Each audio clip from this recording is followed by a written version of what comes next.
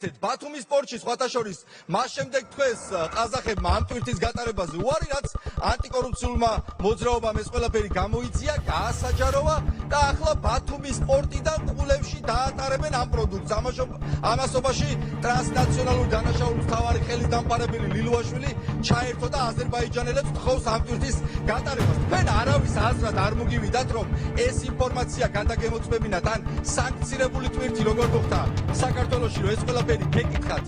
ამით არც ერთი რატომ არასდროს არ დაინტერესდით. Спецოპერაცია ბათუმში, ნავთობ ტერმინალში, სუსი ფინანსთა სამინისტროს საგამოძიებო სამსახური და სპეცრაზმი ერთდროულად შევიდნენ. დაკითხვაზეა გადაყვანილი ტერმინალის 21 თანამშრომელი, მათ შორის ხელმძღვანელი პირებიც. საქმე დიდი ოდენობით განუბაჟებელ ნავთობს ეხება. ოფიციალური ინფორმაციით ნავთობ ტერმინალში 15 მილიონი ლარის 10,000 ტონა ნავთობის საბაჟო პროცედურების გვერდის ავლით განკარგეს. მიმდინარე გამოძიების ფარგლებში დაკავებულია ყაზახეთის 3 მოქალაქე. არც ერთ სხვა არ ამოგიგიათ ერთი კვირა საქართველოში სანქცირებულ ნავთობ პროდუქტს დაატარებენ ყულებიდან ბათუმში. არაერთი კითხვით მივმართეთ, არაერთი საჯარო განცხადება გავაკეთეთ.